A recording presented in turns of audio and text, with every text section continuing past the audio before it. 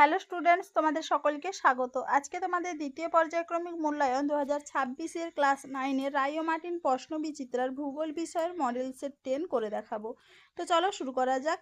তার আগে বলে দিই, তোমরা যদি চ্যানেলে নতুন হয়ে থাকো তাহলে চ্যানেলটিকে অবশ্যই সাবস্ক্রাইব করে দিবে।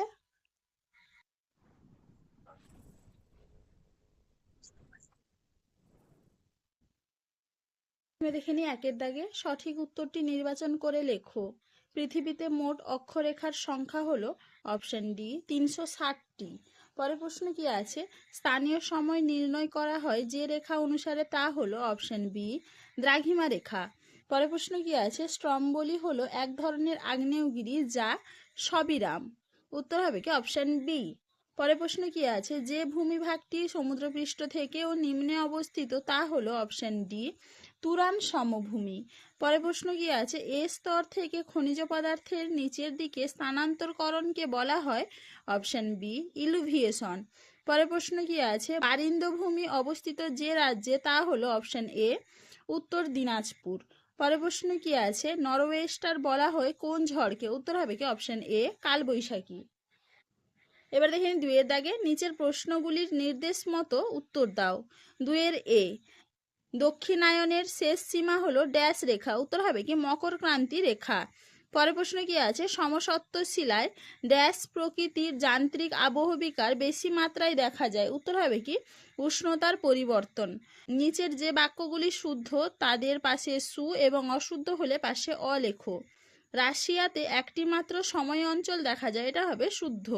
পরের প্রশ্ন কি আছে? সান আন্দ্রিস চুক্তি নিরপেক্ষ পাত সীমানায় লক্ষ্য করা যায়, এটা হবে শুদ্ধ। পরের প্রশ্ন কি আছে? রায়মঙ্গল ভারত ও বাংলাদেশের সীমান্তবর্তী নদী, এটা হবে শুদ্ধ।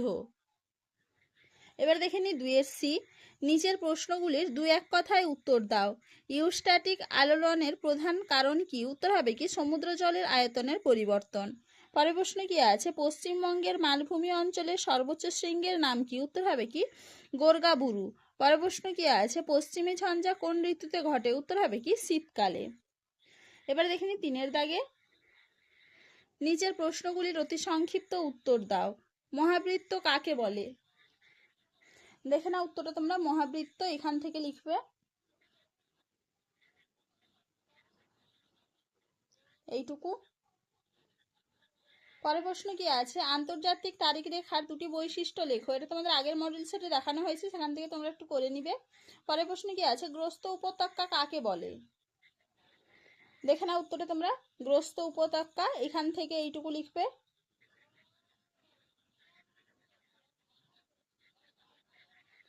পরের প্রশ্ন কি আছে? লোয়ের সমভূমি বলতে কি বোঝো? দেখে না উত্তরটা তোমরা। লোয়ের সমভূমি এখান থেকে লিখবে উত্তরটা এইটুকু, ভালো করে একটু দেখে নাও। পরের প্রশ্ন কি আছে? ক্ষুদ্রকণা বিসরণ কিভাবে হয়? দেখে নাও উত্তরটা তোমরা। ক্ষুদ্রকণা বিসরণ এখান থেকে লিখবে এইটুকু। পরের প্রশ্ন কি আছে? হাইড্রোলাইসিস বা আদ্র বিশ্লেষণ কাকে বলে? দেখে নাও উত্তরটা তোমরা। আদ্র বিশ্লেষণ এখান থেকে এইটুকু লিখবে।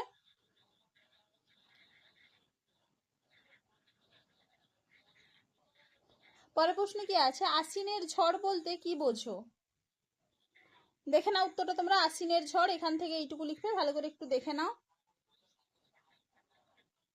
পরের প্রশ্ন কি আছে? ল্যাটেরাইট মৃত্তিকার দুটি বৈশিষ্ট্য লেখো।